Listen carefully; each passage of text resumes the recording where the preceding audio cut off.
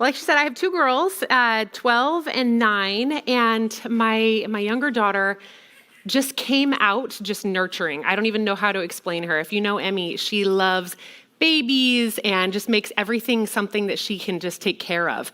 And I just think it's funny because a couple of years ago, my husband decided that he was going to be a gardener, and we're going to put serious effort into this gardening situation. And for a while, we had a really good garden. We have a grapevine that we just kind of inherited at our house, which is awesome. We had tomatoes, and then wouldn't you know it, before too long, my little Emmy starts noticing the squirrels in our yard, and they are now our pets. I kid you not, Doug is in the process right now of making a house for Lily, our squirrel, who has been trained by my daughter. It's like nothing I've ever seen. This squirrel comes to our door and she puts nuts outside. This is our pet. This Lily is our pet. But I have to tell you that when you are working really hard at cultivating a beautiful garden and you're also feeding squirrels, you can imagine what it looks like right now. Not so great. We are no longer producing tomatoes. We are feeding squirrels. But I was thinking about gratitude just this season as we're literally building a squirrel house with, if you know my husband, this is no ordinary squirrel house. This has a tire swing. There's a porch swing for the squirrel. It's ridiculous. Like, we are building a squirrel house.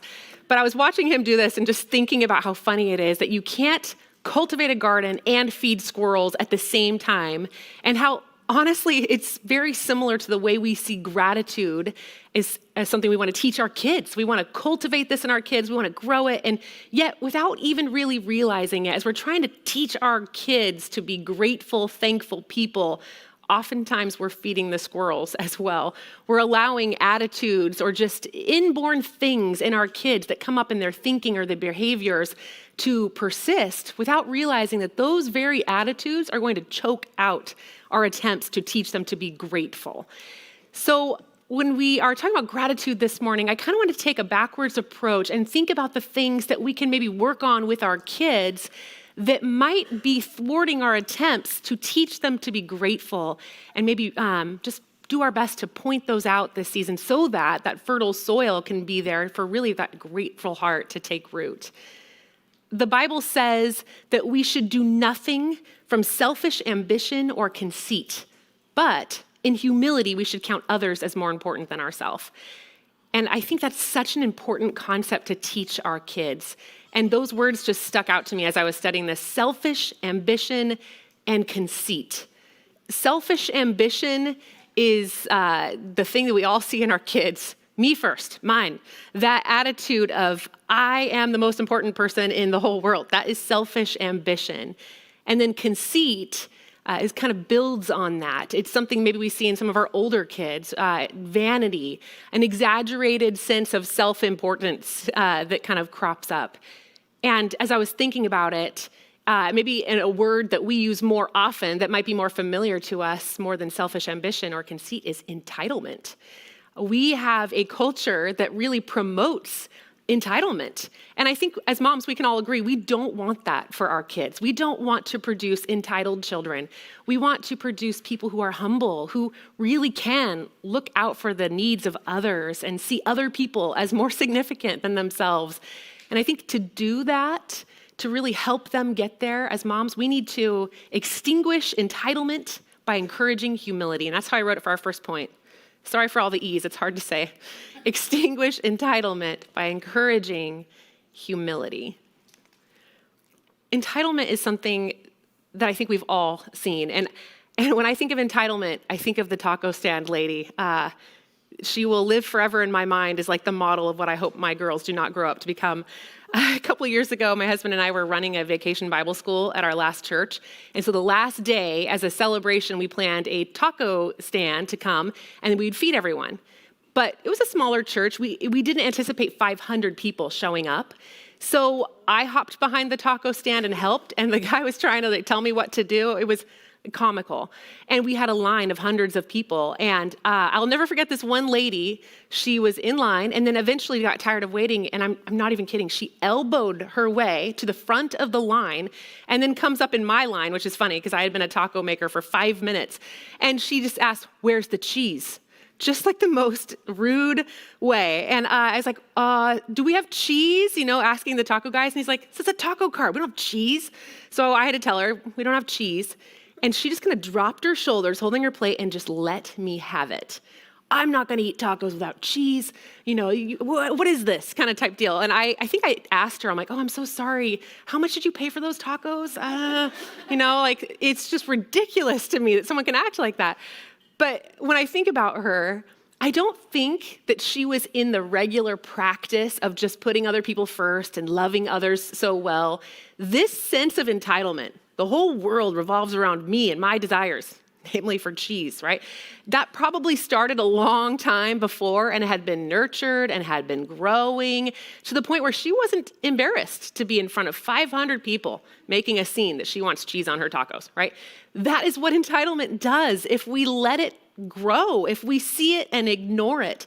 And I think as moms, we've got to put the kibosh on it as soon as possible, even when they're little, so that as they grow, they realize it's never okay for the whole world to revolve around you. Instead, we want to really encourage them to be humble. And that is to take the low view of self. I don't mean as moms that we look at our kids and regularly be like, oh, you're just not that pretty or smart. That is not what I mean. I think we need to help our kids realize that there are bigger things going on in their world than them. That they actually have the ability to realize that the things that they want or the things that they feel sometimes are just not as important as what other people want or what other people feel. That is humility. And we've got to help our kids see that that is the attitude that we want them to have. And that's what we're going to reward in our home. Because right away, when they first start talking, it's just innate. It just comes out. Mine. That's mine. Don't touch me. Don't touch my stuff, right? They are just innately entitled. And we as moms have the ability to help shape them and help them realize that that is just not going to fly. In my house, if I ever caught my kids cutting in line, I would gently grab their arm and move them to the last part. Bummer.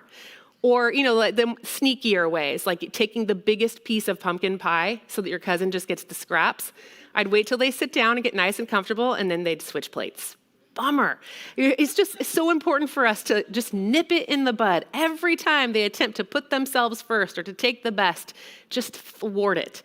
And I think it's so important because sometimes it's just exhausting, right? Every time your kid wants to, put themselves first to just be there to kibosh it, it is exhausting.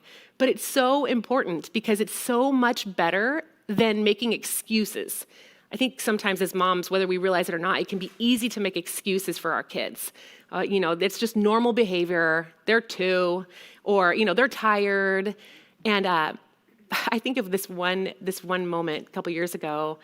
I gave a present to a little boy who was 6 years old. And, I didn't have a ton in the way of spending money for Christmas presents that year. And so it was a small present, but he opened it and pushed it away, crossed his arms, and turned away from me like this. And I remember thinking, I was kind of mortified. This child is 6 years old.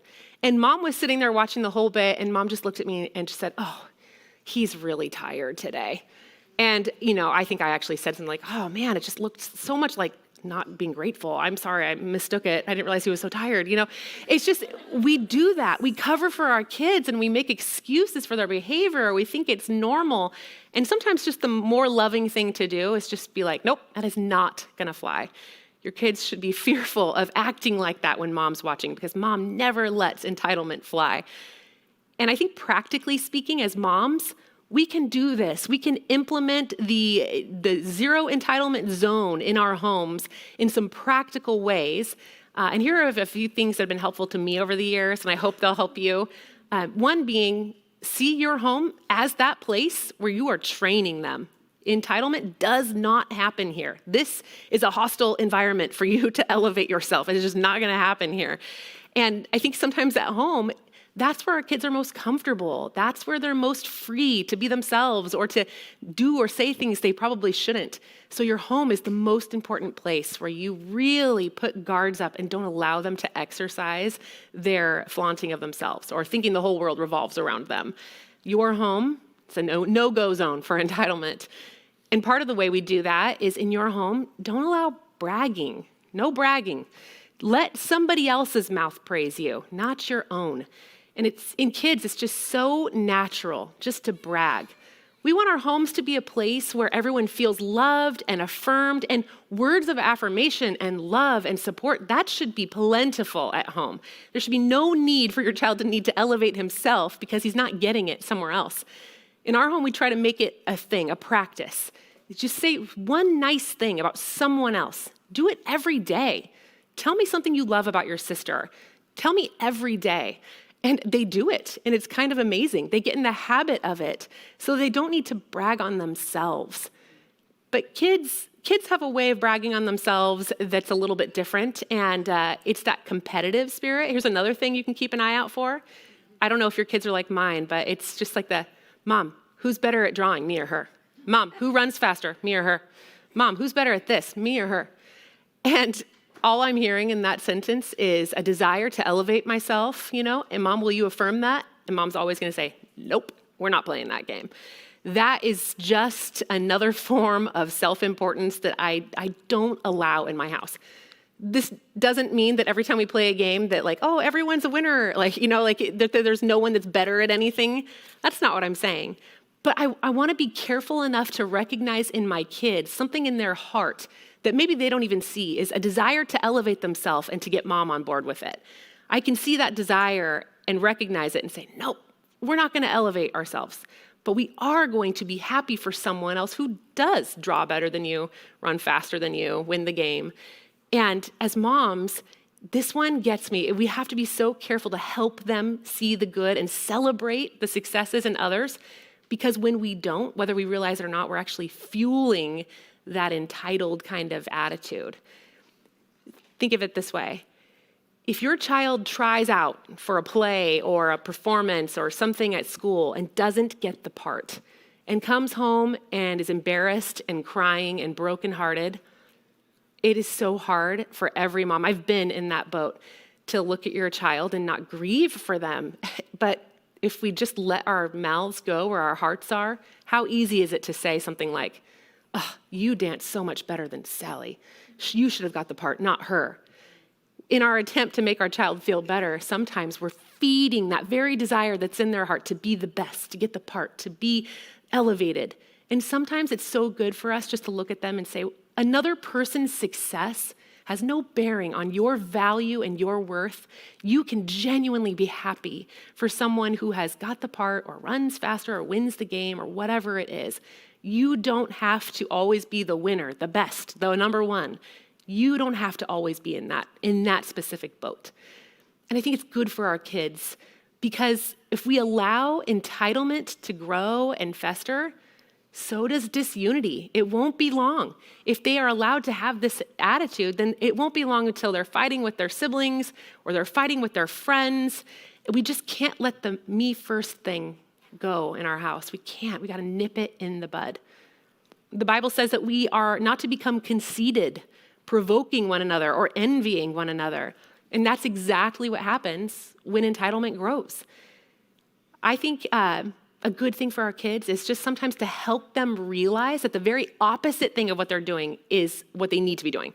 So like in my house, what I do with my daughters was every time they'd say the word mine, it was a trigger for me to take whatever they were trying to hide away, hand it to the one that they refused to give it to, and then make them say yours. So every time they'd say mine, Mom would come, pull it away, and then in tears, they'd have to look at their friend and be like, yours. It was painful, but it was so good for them because they had to realize what you just did is going to hurt so much more than if you would just share. And that really is good for them because it is pointing something out in their own heart that I think moms have to be careful to look for, and that's envy. They don't want to share. They don't want to give something up. They want what they want. And it's more than just entitlement. It's envy, wanting what somebody else has or not wanting them to have what you have. And talk about something that's going to kill gratitude and not let it take root. Envy will kill any attempt for you to grow gratitude in your kids. So I want to write it this way for our second point. Exchange envy for contentment by caring for others. The Bible says that we are supposed to look out not just for our own interests, but to the interests of others. And so they've got sometimes to be forced to see that this is something they have to do. And as moms, I think we have to deliberately put them in spots that are going to push our kids to learn this particular thing, this sharing with other people. I think we put them in spots where it's hard. Put them in the playground at the park. Put them in KBC. Put them in play dates with each other. It's so good for them. Even if you have friends come to your house, into their sacred space where their cars or their babies or whatever it is, and they have to share in their home, it's so good for them. And sometimes it's even better for them to go to somebody else's home and see all the things that they wish they had. Play with them, enjoy them, and then leave them there and be grateful that they had time for that. Put them in places where they are going to be forced to learn how to share, how to put the needs of others first. And then as they get older, again, recognize that envy that crops up when you hear things like, I wish I had a fill in the blank. I said Nintendo 64 yesterday, and I'm like, does anyone even have that anymore? I don't know. I wish I had a Nintendo 64. Anyways, if you hear the I wish I had a comments, just shut it down. This is a great time to say, look at what you have. You got to have a friend over, and he loved playing with your, whatever it is, Hot Wheels. Isn't it so good that God gave you that? You have so many things to be thankful for. That helps our kids when they can see what they have, and we just don't allow the envy thing. And one really practical way we don't allow envy to express itself is make your home the entitlement-free, also whining and complaining-free zone. We don't whine and we don't complain. And maybe the hardest thing about being a mom to littles is this particular aspect, for me at least, and that is that we have to model that for them.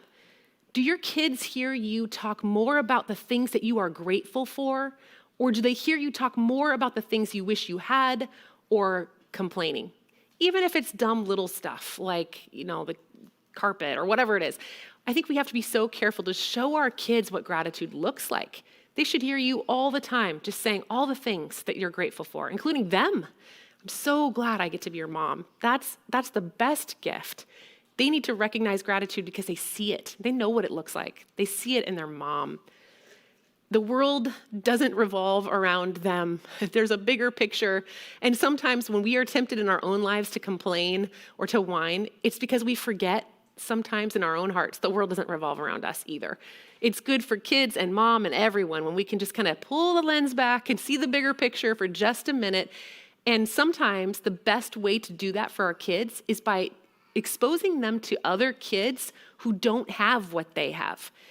We did Operation Christmas Child in my family for a lot of years. And again, my little one, she's a nurturer. And so we showed them some videos, like these little girls in villages that had never seen a baby doll. And it killed me. It made me cry. She was just torn up that there are girls in this world that do not have a baby. And so you're supposed to put lots of different things in the box. And I figured Operation Christmas Child can fix it when it gets there. Emmy's box was just the biggest baby you've ever seen, just shoved in that box and taped closed. That's all she cared about. We just got to get a baby to these girls. And I loved that because she was very aware that what she loved and what she valued, not everybody had. Instant gratitude, whether she recognized it or called it that or not, that's what was taking place in her heart. She was thankful for her babies, and she wanted to share that. And there's other ways that we can do that as moms. It doesn't have to be Operation Christmas Child, but we can find ways to do things for other people, get our eyes off ourselves and onto others, and we can get our kids in on it with us. My mom was great at this. I remember as a kid, she used to make these gift baskets for people and cellophane them. If you know me, I dearly love cellophane. Like I wrap everything in cellophane. It's my mother's fault. She would make these beautiful packages, and then every once in a while, we'd drop them off at somebody's door, and we would ding-dong ditch. And I just thought that was like the funnest thing ever. It taught me at a young age to love doing things for other people in an unexpected way. You can do that by making dinner for someone and get your kids involved. They can help you. They can help you cook. They can, roll up the crescent rolls or something easy. But it's good for our kids to physically actually do something for other people, and they're going to need your help to do it. They need you to do something for somebody else so that they can help you. And that helps them get their thinking right. Focus off of themselves and on to others. And that is when gratitude can start really growing, because all of those thorns that are cropping up that are going to choke out gratitude get removed when you help them get their focus off themselves and on to somebody else. It's a perspective thing. It's a thinking thing. So I wrote it this way for our last point. I think we need to cultivate gratitude by choosing the right perspective. It's not going to come naturally. I don't know about you, but I don't just wake up every day feeling like just overwhelmed with gratitude in my heart. It's something that I have to choose, and our kids have to choose it. It's an attitude. It's a perspective. I was curious when I was studying this what the internet says gratitude is. And I actually am glad I looked it up. The top 2 hits on Google, in case you're wondering, I'll save you a trip.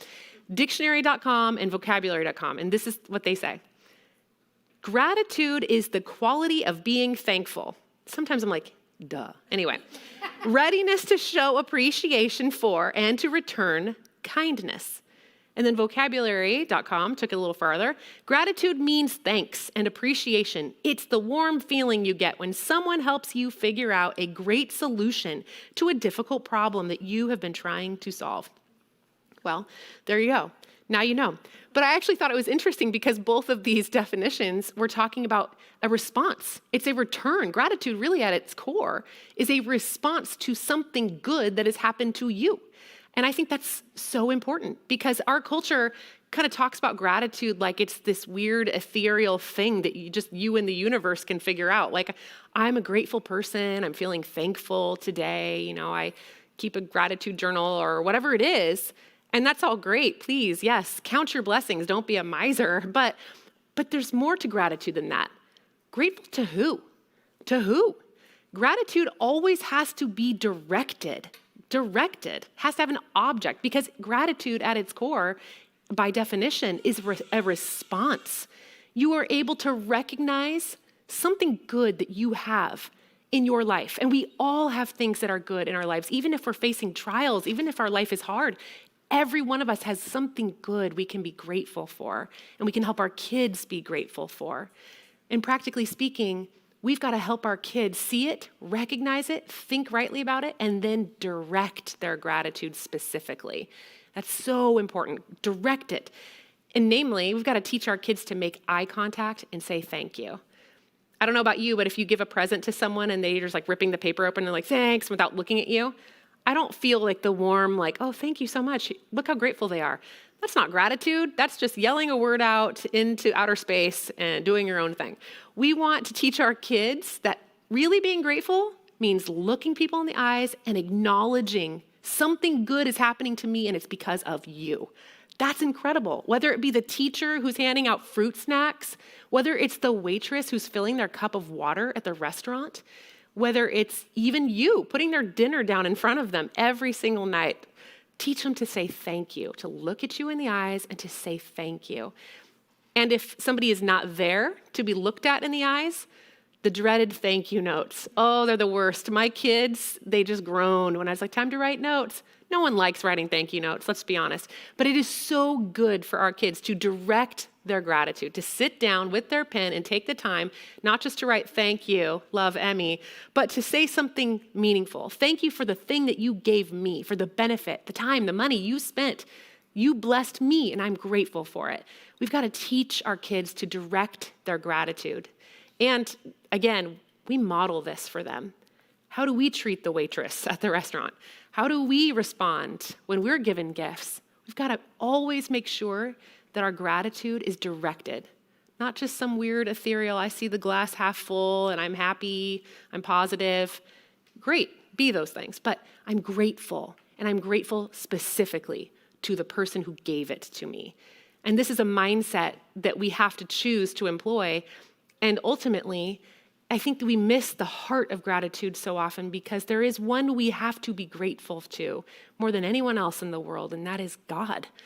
I love that the Bible makes it so clear that although he was in the form of God, he did not count equality with God a thing to be grasped. This is Jesus, but he emptied himself and came to earth and took on the form of a human being. Talk about not being entitled. The equality with God, the thing to be grasped, that the Godhead himself came and took on human flesh, that's humbling. And then talk about others being more significant. He died for others. That is incredible. His perfect life lived in our place, his death that paid for our sin And he rose again and sealed the deal for us so that anyone who would turn from their own sin and trust in him is given the best gift that anyone could possibly be given, and that is eternal life forever. And that eternal reality changes your life here and now. You now see things differently if you are in Christ. Talk about being grateful. You have been given no greater gift. I think vocabulary.com got it right. Someone solving a problem for you, you bet. Your problem is that your sin is separating you from God, and Jesus just came and took it away. He dealt with their problem. He solved it. And if you are in Christ, then talk about having a grateful mindset. When you realize that Jesus has paid your debt of sin, you're far less likely to sit down and congratulate yourself for how awesome you are, right? It's humbling. You think differently. You're more grateful. Or when you think about everything good, even just the air that is entering and exiting your lungs right now is a gift from him, you're far more likely to be generous, to share the things that you have because you realize that everything good is from him. He is the object of my gratitude because he is the source of it. There's always something we can be thankful for, and he is the one who gives all good things. This attitude of gratitude isn't just something that you just become by being more positive. It's something that you really fully grasp and get when you understand that you know the living God who richly gives you everything to enjoy through Christ. Think about that. Be thankful for that and point all of your gratitude straight at him. He is the one that we can be thankful to. He's the one who gives us so much good. We need to remember that. Our kids need to remember that. It will change their perspective in the best way. And it's hard sometimes as a mom to really be consistent and always work with our kids on thinking the right way, getting their eyes off themselves, getting their eyes onto others, having the right perspective. And it can be exhausting, but I will say there is so much reward in it. There is so much payoff. And this might be a silly thing to share, but I think of all people, you will understand. I have 2 girls, like I said, and my cousin a couple years ago, she was getting rid of her American Girl dolls, like just going to donate them. So of course, I swooped in and rescued these American Girl dolls. I'm like, no, I'll take them. And years went by, and I told you, my little Emmy, she's a nurturer. These are her daughters, her babies. Years went by, my cousin gets married, my cousin gets pregnant, my cousin finds out she's having a girl. And baby shower is coming up, and I just died inside because I knew the right thing to do. And my girls knew it too, and we sat down and we had a conversation about, okay, you've been given such a good gift, but these babies, they're not your babies, they're Brittany's babies. What do we need to do? And it was actually my little one's idea. She said, let's get new outfits for them at Target, and we did. We went and picked out new outfits, we cleaned them up, we got them all ready, and we brought them to the baby shower and we gave them back. And I told my daughters to thank Brittany for letting them have them for so long. We got in the car, we all 3 cried. It was horrible. I felt like the worst mom in the world. I was like, I cannot believe we did that, but I knew it was right. And it was good for my girls to be like, things are things. And Brittany is more important. Her baby is more important. We've had them for a long time. They did what I asked them to do. They were champions. We got home, and some of you guys know Julie Block, who is amazing. I kid you not, the next day, Julie calls me and says, hey, we're cleaning out our girls' closets. Any chance that they would be interested in having some American Girl dolls? I'm like, you're kidding me. So she comes to my house and drops off 4 American Girl dolls in the boxes and a mountain of accessories. And I wept. I cried like a little girl. I was like, girls, do you see what God just did right now? He is so good and so kind and literally just returned a bigger blessing than they could have imagined. And you know what? They were so much more grateful for those dolls because they just gave their other ones up. If they still had their 2 babies, I doubt they would have been like, oh, thank you. I tell you what, gratitude was overflowing that day. And I'm so grateful to God for the lesson that it is always worth it to teach your kids to do what's right, to be grateful, to see people as more important than yourselves, because it really does pay off. Does it mean that God's always going to, double the blessing every time you do something hard? Of course not. But I think it's pretty remarkable to see what can happen when your kids really do get the concept. They can be more grateful when you help them clear out the attitudes that are going to choke it, clear out that entitlement, clear out that desire to elevate self. I think when we do that, that's when we're going to see that fertile soil just really just take place, where we can teach our kids what it means to be grateful. And I don't know about you, but it's a continual battle. I feel like I'm still working on that in my own heart, and I'm working on that in my own girls' hearts. And I'm encouraged to see the forward progress, and I hope this encourages you as well, that you also can see forward progress in this department. We can teach our kids to be grateful, and that's exactly what I pray we do this season. So thank you for letting me join you today. I hope you guys have a really good group time and also a great Thanksgiving.